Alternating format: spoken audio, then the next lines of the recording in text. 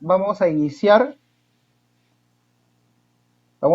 con el artículo 140 del Código Civil. Bien, ¿qué dice? Pueden ir leyendo lo que dice el artículo 140 del Código Civil. Ese es el artículo 40 modificado actualmente. Es el vigente, es el actual, la legislación actual. Bien, nos dice, el acto jurídico es la manifestación de voluntad destinada a crear, regular, modificar, extinguir relaciones jurídicas. Para su validez se requiere, y ahí había una serie de modificaciones. Ahí había una serie de modificaciones que vamos a tener en consideración. ¿Bien? ¿Qué dice? Para su validez se requiere la plena capacidad de ejercicio, salvo las restricciones contempladas en la ley. Además, un objeto física y jurídicamente posible, fin lícito y observancia de la forma prescrita bajo sanción de nulidad. Esto mediante el decreto legislativo 1384. Bien, vamos a hacer una comparación con la legislación anterior. Bien, las láminas, son 3 láminas que vamos a utilizar el día de hoy para hacer la comparación. El anteproyecto de reforma del Código Civil, la legislación anterior a la modificación y la legislación actual del artículo 140 del Código Civil. Nótese que en amarillo, yo he puesto la diferencia actual, he resaltado la diferencia actual, y en función a ello vamos a estudiar lo que regula el artículo 140, ¿ok? Bien, sigamos. Igual si tienen alguna duda, consulta a lo largo de la clase, pueden hacer la pregunta puntual. Si la pregunta es muy extensa, la voy a resolver ya al final del curso o antes de llegar al intermedio del curso. Así que no hay ningún problema en ello. También se ha conectado Rolando García. Bien, ¿cómo estás, Rolando? Excelente. Gracias por conectarte. Bien, vamos a hacer este análisis. Dice actualmente que para que un acto jurídico sea válido, tiene que haber plena capacidad de ejercicio, salvo las restricciones contempladas en la ley. Bien, vayamos a hacer una pequeña diferencia con esta regulación con la anterior, que la legislación anterior. Antes, ¿qué te decía? La diferencia radica en el primer numeral, agente capaz. ¿De acuerdo? Cuando nosotros estudiábamos el Código Civil del 84, de hecho en mi época así se estudió, cuando hablábamos de agente capaz, entendíamos como aquella persona, aquel sujeto de derecho, que tenía capacidad de goce y además también tenía capacidad de ejercicio. Y ahí venía el tema, cuando atacábamos la capacidad de ejercicio de una persona. Y de hecho, este punto de agente capaz ha ido variando a lo largo de los años, a lo largo de las décadas. Por ejemplo, una persona en su momento se consideró sordomudo, ciego sordo, no era considerado una persona con capacidad de ejercicio y se le restringía sus derechos para poder celebrar actos jurídicos perfectamente válidos. Esto ha sido modificado ya hace varios años, ya casi una década, me parece, y ahora actualmente vemos que se ha modificado también el numeral 1, que señala justamente el tema de el agente capaz. ¿Perfecto? Bien. Y cuando hablamos de agente capaz, como les había mencionado, hablamos de capacidad de goce y capacidad de ejercicio. ¿Qué diferencia cada concepto? ¿Qué entendemos por capacidad de goce y qué entendemos por capacidad de ejercicio? Me pueden ir comentando en la caja de comentarios de la transmisión. A ver, ¿qué entendemos por cada concepto? ¿Bien? A ver. ¿Qué entendemos por cada concepto? Capacidad de goce y capacidad de ejercicio. Ojo, y hay que tener en claro, cualquier sujeto de derecho tiene tanto capacidad de goce como capacidad de ejercicio. No importa si es una persona natural o una persona jurídica. No importa si es un menor de edad, no importa si es una asociación civil. Todos tienen capacidad de goce y todos tienen capacidad de ejercicio.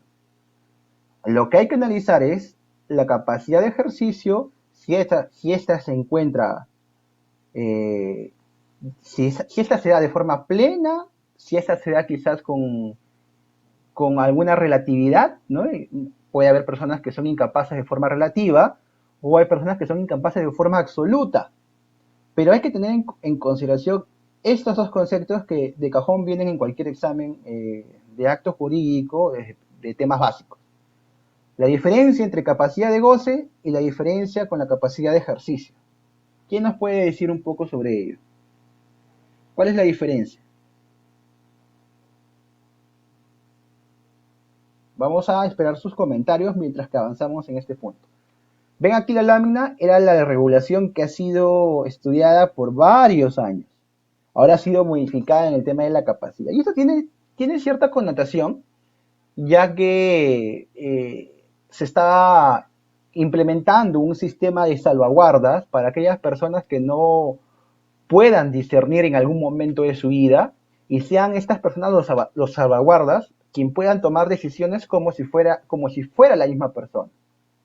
Bien, esto se asemeja mucho al tema de la curatela, pero en cierta manera yo considero que las personas que han propuesto este tema de salvaguardas tienen cierto tufillo en no considerar al salvaguarda como un curador, cuando en estricto sí lo es. O sea, desde el punto de vista legal, le han acuñado este término salvaguarda para salvaguardar los intereses de la persona que se afecta a su discernimiento, y ya no han considerado el tema de la curatela.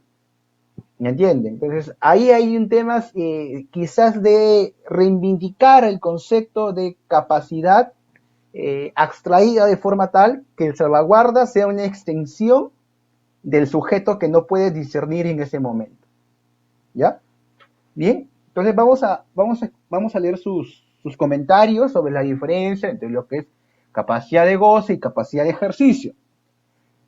Vamos a esperar algunos comentarios y si no, seguimos avanzando. Esta clase tiene que ser participativa. Lo que buscamos es que todos participen, que conecten con la clase, que tengan claro los conceptos que vamos avanzando.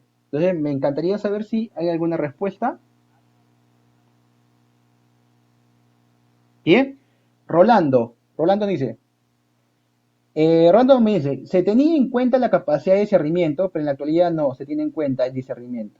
Capacidad de goce es el derecho subjetivo que tiene todo sujeto de derecho para la sola existencia, pero la capacidad de ejercicio es que todo sujeto de derecho puede ejercer esos derechos personalmente o a través de un representante. Así es, estimado Rolando, es correcto la apreciación, ¿no? La capacidad de goce, todos los sujetos de derecho tenemos la capacidad de goce, que significaría la susceptibilidad de tener dentro de nuestra esfera jurídica, no solo patrimonial, sino también extrapatrimonial, derechos que no pueden ser vulnerados, o que si se vulneran sean susceptibles de tutela. Esa es la capacidad de goce. Y la capacidad de ejercicio en líneas generales vendría a ser la forma en la cual yo, de mano propia, mediante mi propio comportamiento, manifiesto mi voluntad de ejercerlos. Por ejemplo, si yo tuviera propiedad de un bien que lo adquiero mediante una herencia, la capacidad de goce sería la susceptibilidad de heredar y de adquirir propiedad. En cambio, la capacidad de ejercicio vendría a ser la forma en la cual yo manifiesto la afectación de esa propiedad mediante mi voluntad. ¿Cómo? Por ejemplo, la vendo. Por ejemplo, la hipoteco. Por ejemplo, la afecto con alguna carga, un gravamen. ¿Bien? Ese vendría a ser la forma en cómo yo ejercito los derechos adquiridos mediante mi capacidad de goce a través de mi capacidad de ejercicio. Pero como vemos en la lámina, hay tres, tres puntos de vista a tener en consideración. Vayamos al punto de vista del anteproyecto del Código Civil, que señaló a lo siguiente. Para el anteproyecto, que fue terminado el año pasado, en el 2019, ha postulado, pero un paréntesis, ¿qué significa un anteproyecto? Les explico en líneas generales. El anteproyecto es aquella reunión, ¿no? Aquel documento, mejor dicho, elaborado por una reunión de abogados que dan sus opiniones sobre ciertas modificaciones al Código Civil en función quizás a la elaboración de uno nuevo o una modificación sustancial del ya existente. Y en función a ello, la comisión que estuvo presidida por el abogado magíster actualmente, Gastón Fernández Cruz, señalaba en la modificación del artículo 140 lo siguiente. El acto jurídico es la manifestación de voluntad destinada a crear, regular, modificar, determinar o extinguir situaciones y relaciones jurídicas. ¿Bien? Son elementos esenciales del acto jurídico, sujeto capaz, ¿no? Miren cómo modifica sustancialmente los términos. Ya no le acuña el término agente capaz, sino dice que es sujeto capaz. Objeto física y en su caso jurídicamente posible, determinado o determinable, ¿bien? Y causa lícita, y ahí modifica también el tema de, ya no es fin, sino causa. ¿Qué quiere decir esto? Que muy probablemente en esta comisión han salido personas que tienen una teoría de la causa un poco más arraigada que otras. ¿Ya? Y eso vamos a explicarlo también en el curso. De hecho, hay un desarrollo jurisprudencial el día de hoy que vamos a analizar. Y forma establecida por ley con carácter imperativo o bajo sanción de nulidad. Como vemos, en la comisión, mejor dicho, en el anteproyecto, no toca o no hace una modificación como sí lo hace el decreto legislativo 384 al analizar o modificar el tema de la capacidad, ¿no? Plena capacidad de ejercicio, salvo las excepciones contempladas en la ley. Pero para poder determinar cuáles son las restricciones contempladas en la ley, tendríamos que irnos a otros artículos del Código Civil. Vamos a verlos rápidamente antes de hacer el análisis. Miren acá, en el artículo 3 de la actual regulación de nuestro Código Civil nos señala lo siguiente. Toda persona tiene capacidad jurídica para el goce y ejercicio de sus derechos. La capacidad de ejercicio solo puede ser restringida por ley. Las personas con discapacidad tienen capacidad de ejercicio en igualdad de condiciones en todos los aspectos de la vida. Antes, ¿qué señalaba? ¿Qué encontrábamos en nuestro Código Civil? El artículo 3 señalaba lo siguiente. Toda persona tiene el goce de los derechos civiles, salvo las excepciones expresamente establecidas por ley. Bien, entonces hay una reivindicación de las personas con discapacidad. Obviamente, estamos hablando de personas con cierto tipo de discapacidad, con discapacidad motora, visual, entre otro tipo de discapacidades, que no afectarían su capacidad de ejercicio, ya que esa capacidad de ejercicio se entiende, se manifiesta dentro de su psiquis como persona y entiende que la discapacidad no afecta a esta psiquis. ¿Bien? Y vamos a ver qué se entiende por psiquis o qué se entendía por psiquis o qué se entendía por discernimiento, ¿no? De hecho, hay casaciones, hay jurisprudencia sobre ese tema. ¿Qué más se encuentra modificado y que tiene que ver con el agente capaz, que ya no existe como tal? Como vemos, este concepto de agente, al fin y al cabo era un término que se podía usar como sinónimo sujeto. ¿Bien? Entonces, ahí vemos el tema.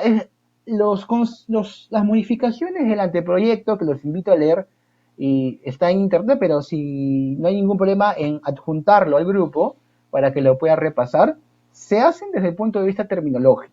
Algunas modificaciones que ha propuesto la Comisión Reformadora del Código Civil, que se ha puesto de manifiesto en el anteproyecto, sí son sustanciales. Y también vamos a analizarla en este curso.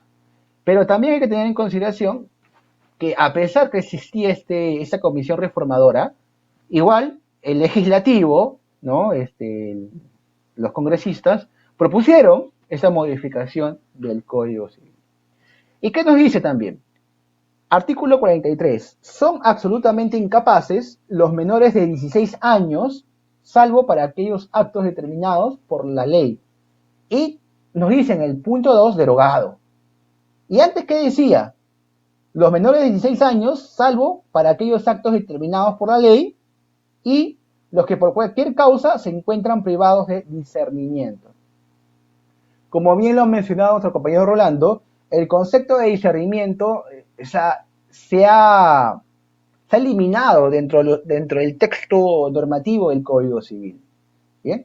Derogado. También estaba derogado antes la disposición que evitaba que algunas personas, como ciegos sordomudos, pudieran celebrar actos jurídicos porque eran considerados incapaces.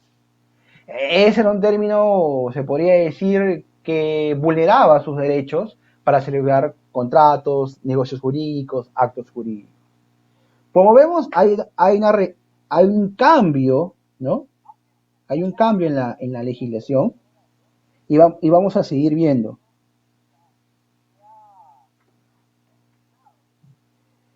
También la regulación anterior en función al artículo 44. Son relativamente incapaces los mayores de 16 años y menores de 18 años de edad. Los retardados mentales, los que adolecen de deterioro mental que les impide expresar su libre voluntad, los pródigos y los que incurren en mala gestión. Vamos a detenernos un poco aquí para ir conceptualizando cada ítem, cada numeral. Bueno, el número 1 queda claro, una persona que tiene entre 16 y 17 años era relativamente incapaz. ¿Qué significa esto? Que si bien es cierto el acto jurídico no debería surtir efectos, queda a potestad el tema de confirmación del acto. Es decir, en algún momento, si quisieran pedir la anulabilidad del acto jurídico, es un remedio que vamos a ver para aquellas, que era un remedio en estricto, como se estudió antes, para los problemas que se suscitaban con incapaces relativos, como es este caso. Los retardados mentales es un tema, se podría decir hasta un punto subjetivo, ¿no? ¿Qué se entiende por retardado mental? ¿No? Aquí tendría que haber un estudio un poco más profundizado de lo que se entiende por retardo mental, ¿no? A través de un análisis médico, una situación médica, un diagnóstico médico debidamente acreditado, ¿no? Quizás una persona que sufra alguna enfermedad que deteriora el estado mental. Entonces, en vez de concebirlo como retardado, podríamos haberlo detallado como un supuesto de deterioro mental mediante enfermedad. Pero así estaba regulado en el Código Civil. Los que adolecen del deterioro mental que les impide expresar su libre voluntad, bueno, también el 3. Más o menos que no se entiende si es que no eres una persona que estudia medicina o alguna ciencia de la salud, la diferencia. Los pródigos sí. Los pródigos es un tema un poco más claro. ¿Qué son los pródigos? Son aquellas personas que no saben administrar su dinero y despilfarran los mismos a diestra y siniestra, ¿no? No tienen control de sus finanzas, pero no desde el punto de vista de inversiones, sino que realmente regalan su dinero y no cuidan ni siquiera su propia subsistencia. Bien, sigamos. Y los que incurran en mala gestión, muy parecido al pródigo, solo que son aquellas personas que, si bien es cierto, tienen dinero y no lo despilfarran a diestra y siniestra, hacen actividades, negocios que siempre ponen en peligro su situación económica y los efectos que ésta podría conllevar. Esta era la antigua regulación. Ya con la modificación del Código Civil mediante la ley mencionada en la diapositiva 1, encontramos que se ordena de distinta manera. Los mayores de 16 años y menores de 18, eso queda igual. Después se deroga supuestos, los pródigos siguen, los que incurren en mala gestión, los ebrios habituales, aquí tendremos que tener un registro de habitualidad de ebrios, porque, por ejemplo, como un chascarrillo, tengo un amigo o una amiga que toma 2 veces a la semana,